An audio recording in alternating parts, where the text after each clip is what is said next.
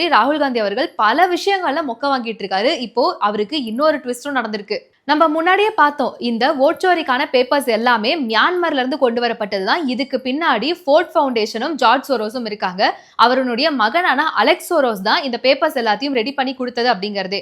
ஆனா இப்போ அமெரிக்க அதிபரான ட்ரம்ப் இந்த ஜார்ஜ் சோரோஸ் அப்படிங்கிறவர் மேல ஒரு பெரிய நடவடிக்கை எடுக்க போறான் அப்படின்ற மாதிரி அதிரடியா சொல்லியிருக்காரு. இப்ப சமீபத்துல தான் பார்த்தோம். அமெரிக்க அதிபருடைய தீவிர ஆதரவாளரான சார்லி கிர்க் அப்படிங்கிறவர் ஒரு மர்ம நபரால சுட்டுக் கொல்லப்பட்டாரு. இப்ப அவரை அமெரிக்க காவலர்கள் கைது செஞ்சிருக்காங்க. இது தொடர்பா அமெரிக்க அதிபர் ஒரு பிரஸ் மீட் கொடுக்கிறப்போ அங்க இருக்க செய்தியாளர் கேட்ட கேள்வி என்ன அப்படின்னா, ஜார்ஜ் சோரோஸுக்கும் இதுல சம்பந்தம் இருக்கு அப்படிங்கிற மாதிரி கேள்விப்படுறோமே, அது உண்மையான கேட்டதுக்கு எங்களுக்குமே அப்படி ஒரு சந்தேகம் இருக்குதா, அவரை ரிகோ ஆக்டின் கீழே அவர் மேல நடவடிக்கை எடுக்கப்படும் அப்படிங்கிற மாதிரி தெரிவிச்சிருக்காரு. இந்த ரிகோ ஆக்ட் அப்படிங்கிறது என்னன்னா, racketeer influenced and corrupt organisation act அப்படின்னு அமெரிக்காவில் இருக்கக்கூடிய ஒரு சட்டம். இது எதுக்காக அப்படின்னா, இளைஞர்களை தப்பா வழி நடத்துறதும் ஒரு தப்பான ஆர்கனைசேஷனை வச்சுக்கிட்டு இந்த ரெஜிம் சேஞ்சை கொண்டு வரணும் அப்படிங்கிறதுக்கான சில தப்பான வேலைகளை செய்யறதும் இதுக்கான ஒரு ஆக்டா தான் அது பார்க்கப்படுது. இந்த இளைஞர்களை மூல செலவு செய்யறது, ஒரு பப்ளிக்ல வந்து இந்த மாதிரி கையால வன்முறையை தூண்டணும்னு நினைக்கிறது, சோசியல் மீடியா மூலமா அந்த ரெஜிம்ல ஒரு பெரிய மாற்றத்தை கொண்டு வரும், அதை பத்தி தப்பு தப்பா போடுறது,